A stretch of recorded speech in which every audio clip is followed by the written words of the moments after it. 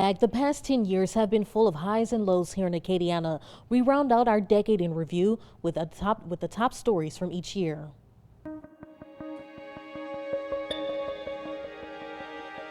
The BP oil spill. 11 workers were killed in the explosion on the Deepwater Horizon.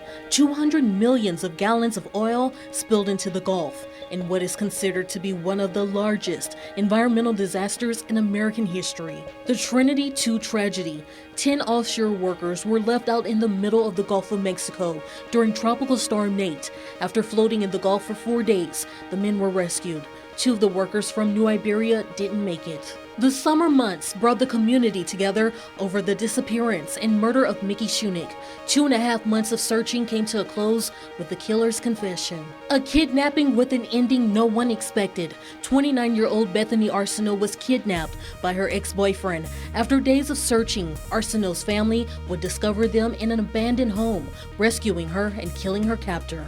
3 children struck by a vehicle in Brobridge while on their way to school. 2 of those girls were killed. The men responsible would later plead guilty in 2017.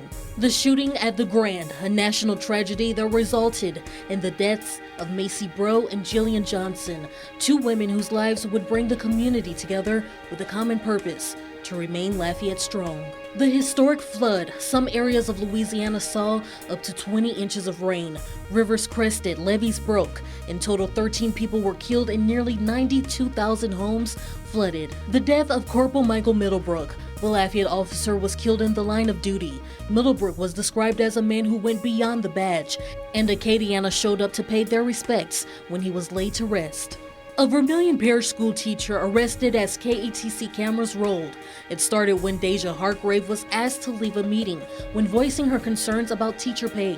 A judge would later rule the board violated open meeting laws.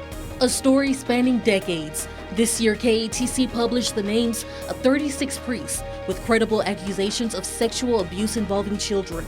The decision to publish the list ahead of Diocese of Lafayette releasing their own was based on several factors: an increasing lack of transparency from the diocese, the unwillingness to commit to a release date as other Louisiana dioceses had done, and most importantly, the public's right to know.